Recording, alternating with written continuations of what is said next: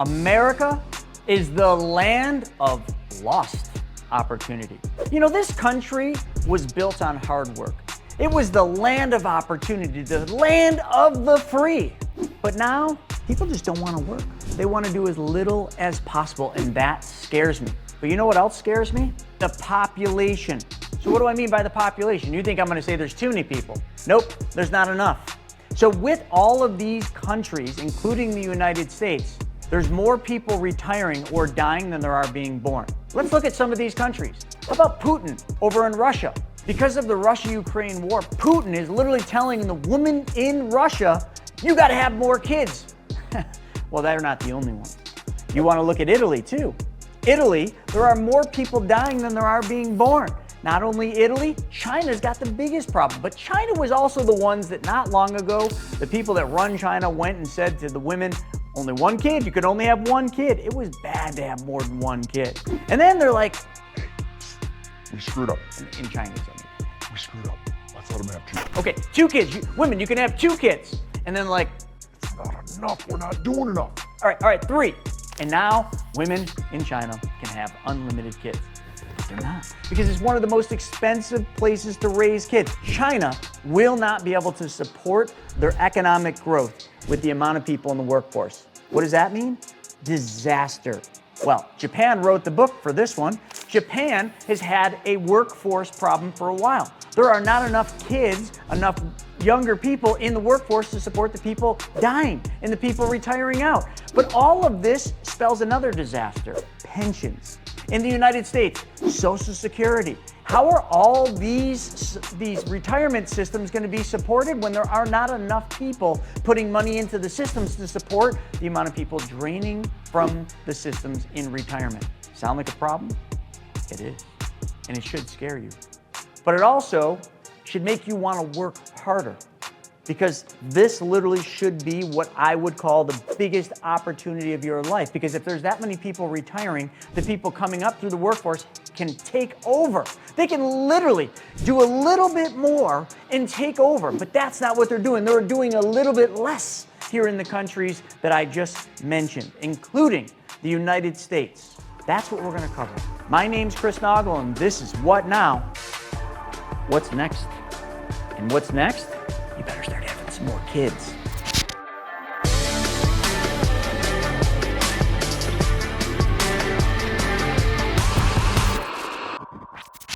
But you're not stupid, you're not lazy, you're watching this. Oh, and also, by the way, why don't you subscribe to this channel, and while you're at it, the little bell, smash that bell so you're notified every time we put a new video out. And while you're smashing the bell, I want you to think about all those people that you just want to come up and you just want to punch them in the face. I'm giving you a choice. So let me tell you a little story. People like rewards, right? You know, you do a good job and you get a reward. Well, in the workforce, that's called productivity bonuses. You're bonused for doing extra production. So not long ago, I was over at the car dealership, dropping my car off to get some work done on my brakes. And I'm talking to my friend Brian, who runs the service department. And Brian's talking to me about how they got over 100 cars out back waiting to get fixed. I'm like, oh, that's why my car's always here for over a week. It's like, come on, can't you get it done? Well, he went on to then tell me that he's fully staffed. I'm like, wait a second, Brian, you're fully staffed? You got 100 cars and you're fully staffed. What are you talking? How? Why is it so hard to get these cars done? So Brian said to me that the company set up a productivity bonus. So a production bonus, if you will. So the more cars that his guys got done, the bigger their bonus would be. And he basically broke it down and he said, listen, if all of you guys spend 1 extra hour here a day, that would result in X amount more cars getting done. And at the end of the week, that would mean about $1,000 more gross income for you. $1,000 more. And I said, wait, Brian, so 1 extra hour per day, 5 days a week, and they make an extra $1,000? That's $4,000 a month. I said, that's crazy. That's really freaking good. He said, I know. And he said, we even broke it down. If they just came in a couple hours on a Saturday, they could make an extra $500, because we know some of them have kids and they got to get home at 5. So come in on Saturday and you can make an extra $500. And I'm like, dude, that's freaking awesome. And I'm thinking to myself, they're fully staffed, 46 people. So I asked Brian, I say, how many of them actually show up and do this? Like, how many take advantage of this awesome opportunity to make more money? Brace yourself. He said 0. He said 0. He said, you should see it, Chris. He said, when we get close to leaving time, people like line up at the door. They can't get out of here fast enough. And I'm thinking to myself, I'm like, they really hate their job that much? I can't quite understand how these 46 individuals can't see the opportunity. 1 extra hour per day, 5 days a week, and it's $1,000. How many of you would like it if your employer gave you that opportunity? All of you would raise your hands, right? But now let me ask you, how many of you would come up with excuses to not stay that extra hour? Because that was 46 people at that one company, and it pissed me off. It made me think, how many other businesses have similar types of bonus programs, but nobody's staying extra no one's putting in the extra work to get it done? But it actually got me thinking about one additional thing. That's just that company. And they can't move those cars through the service shop. They can't get enough cars done. So customers have to wait. Customers are getting upset. So at what point do companies hit a breaking point where they then have to switch over to robots and machines to do our job? Our job that we could do if we just did a little bit extra, if we just did a little bit more than what the other folks wanted to do. But instead, we follow the herds out the door, we don't take advantage of the extras. And I actually then said to Brian, I said, why don't they do this? Why wouldn't they see this opportunity? He said, you know what, I asked him that. And he says, the one guy said, well, Brian, that's not what we actually take home. oh, right, you get $1,000 extra, you gotta pay tax on that $1,000. And that was the reasoning. So one guy said that got planted in all the other 46 servicemen and women, and you know what? Out the door they go. Oh, that's not what we bring home. Yes, folks, we have to pay taxes. But if you just learned a little bit extra, you watched a couple more of these YouTube videos, you would find out that there's all sorts of deductions in the IRS tax code. You could take advantage of all sorts of things within the tax code that would give you deductions, which would offset the taxes you would pay on that extra $1,000 a week. You know, it really makes me think, because we look at the immigration in this country, and you know, it's a hot topic right now. You know, we got open borders for the most part. Illegal immigrants and legal immigrants coming over in droves. And you can sit there and you can say they need to shut the borders down. Why?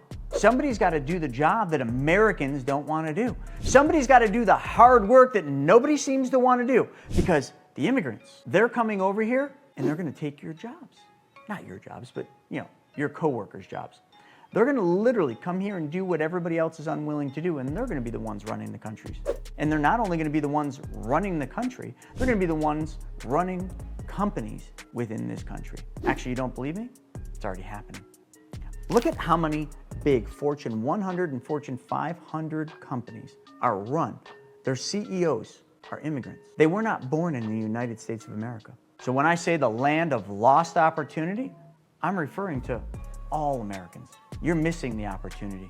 It's been here the whole time, and all you got to do is do a little bit more, a little bit extra. Do what everybody else is unwilling to do, and you'll rise to the top. When you look at millennials, you look at Gen Zs, and you think of all the upcoming generations, are they going to step up to the plate? Or are they going to look at what their parents didn't do and say, I only want to do as little as possible, because that's what I'm seeing happen. Folks, these coming generations are some of the most important generations in history, because they're going to have more kids. They're going to have to work harder, because we have a lot to do in this country.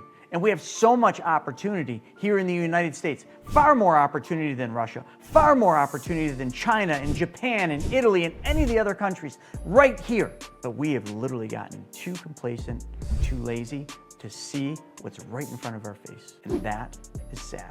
So when you look at immigration, are they keeping the borders open because they know that there are so many jobs unfilled? Are they keeping the borders open because they want more votes? Is it a combination of both? Or is it just that politicians just don't want to address the problem because they don't know how to fix it? I don't know. So I got to read some things from this economic report There was a study done, a Gallup study done, about 33 countries in Latin America and Caribbean. That's over 450 million people who live in those countries. When they polled them, 27% of them, or 120 million of those individuals, said that they wanted to move to the United States of America. Do you think those 120 million people see an opportunity here that we're missing? You're darn right they do. But not only that, let me read you this. American women of fertility are now having 1.67 children each. That's far below the 2.1 children per woman that we need to keep the population from declining. Let that sink in. And not only that, we're way better off than Japan, China, Italy, Russia, and so many other countries. We're still better, but we gotta do more. Because if we don't, the only option is open borders. The only other option are robots. I hate to say that. You think AI is gonna replace you? Well, it probably is. If we don't start doing more, if we don't start taking the opportunities that are in front of us seriously, if our millennials, Gen Zs, and all the upcoming generations don't see their parents doing above and beyond, working harder, doing more, then they're not going to. And not only that, you got the silver tsunami coming, the largest wealth transfer in history. So literally, baby boomers and the silent generation are going to start dying. I'm sorry to say that, but when they die, their wealth is going to transfer to the next generation, starting with millennials. And as those millennials get these massive windfalls of money, and it is pretty sizable, a few $100,000 on average, are they gonna feel like they don't have to work as hard? I hope not. Now, just because you get a windfall of money doesn't mean you should just work less. Doesn't mean you should just sit back and be like, I got enough. Folks, there's a lot more work to be done. If this country is going to maintain the leading empire, if this is going to be the land of opportunity, the land of the free, then those generations got to get up and get busy. Because if they don't, somebody else is going to fill their shoes. It's either going to be immigrants, okay by that, or it's going to be robots and AI. And that is cybernet, if I do say so. So let's talk about the American dream. What is the American dream? Well, actually, I'll tell you, here's the actual definition. A key element of the American dream is the belief that through hard work and perseverance, anyone can rise from rags to riches, becoming financially successful and socially, upwardly mobile. One key word, hard work and perseverance. That's how this country was built. And that is how we are going to rebuild this country, or not. That's the reality. And that's what you really need to be looking at. What is the American dream? Is it a windfall of money from your parents' hard work that just makes it so you work less? I don't know. I think you need to look in the mirror. And you really need to look long and hard at this, because here's the reality. I want you to look at this report right here. This is all the American companies that were started by immigrants. Some big names there, right? Some really big companies. Folks, don't make this the land of lost opportunity. Make this the land of opportunity. Check these American companies out. From household names such as Apple and Costco, as well as newcomers to the Fortune 500 list like Jackson Financial and Caesars Entertainment. More than 2 out of every 5 Fortune 500 companies had at least one immigrant or child of an immigrant founder, a pattern that has remained over the years since our first American Fortune 500 report, 2011. So here's what I'd ask outside of you subscribing to this channel. I'd ask that you have a hard discussion with somebody that you know. Maybe it's a cousin, maybe it's a brother or sister, maybe it's a coworker, maybe it's just somebody that you know that needs to hear this. But before I say what they need to hear, you have to realize that in this country, I feel like we've gotten soft. We don't tell people the hard truth. We don't tell them what they need to hear, which makes us even softer. We candy coat things. We don't want to hurt anyone's feelings. Well, you know what? Feelings need to get hurt right now. So go tell people that you know, that you love, that you care about, that this is the time they need to realize the opportunity in front of them.